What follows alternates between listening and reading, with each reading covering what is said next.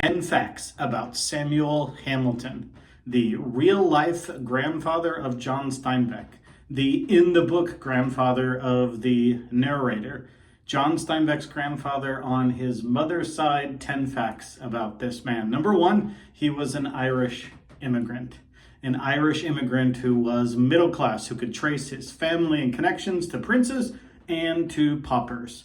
Number two, he is educated and well read. Number three, he is a lover, not a political dissident and not a criminal. So why did he leave Ireland for Salinas, California? We don't know. But here's what we do know. He's a lover, not a fighter, and not a troublemaker or a liar. Number four, attractive physically, attractive personality, great voice, great storyteller. All of the women would swoon over Samuel Hamilton. Number five, great with working with his hands. He's an inventor. He builds his own house with his own hands. He builds his own barn with his own hands, and he builds his own workshop. He can fix things. He can invent things. Number six, Samuel Hamilton is unfortunate / terrible with money.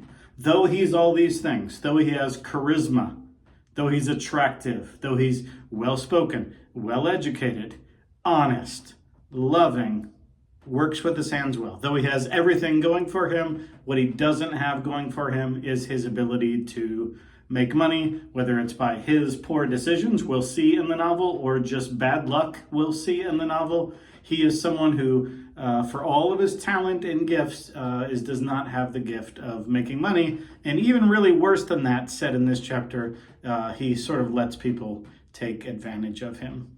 Number seven, he immigrated at about 1870 with his wife. And if you've seen the American version of the TV show The Office, just picture Angela is his wife, Lizzie. She is small, fierce, everything negative associated with religious people she seems to embody. She's closed-minded, she's not happy, she's mean, she's disciplined, she's clean. She does not seem like someone who would be married to Samuel Hamilton, does not enjoy a good joke, never one to crack a smile, just a real dud for a wife. Number eight, the job he's most known for in the novel, ironically, is that of someone who finds and bores for wells. And so wells traditionally springing water, which produces or helps sustain life. Why do I say ironically? Because we'll see here in the novel, no spoiler really, that one of Samuel Hamilton's main problems is his dirt-filled 1,760-acre plot of land. And the irony, of course, is that he can find water and everything water represents for everyone else, but he can't do it on his own property. So he's someone who is adept and skilled and wonderful and lucky at finding life and water for others, but when it comes to his own property, he is not able to do it. Number nine, he is a self-taught doctor and vet, and the doctoring that he's most known for is for bringing new young life into this world.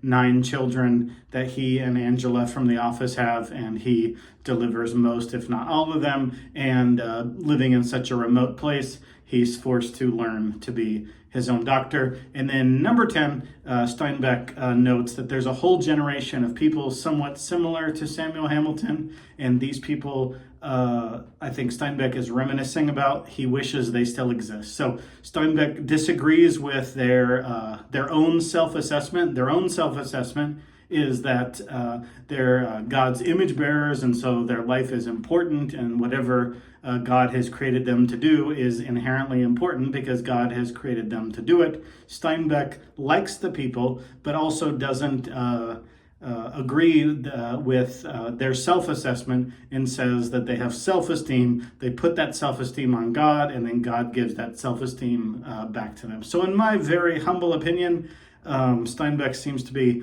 going out of his way to argue with this generation of people he reveres, and it seems like a sort of a false dichotomy and a sort of an unnecessary jab at these people, but that's just my humble opinion. And so those are 10 facts about Samuel Hamilton, John Steinbeck's biological grandfather on his mother's side, also the narrator of this novel's grandfather by his 9th child.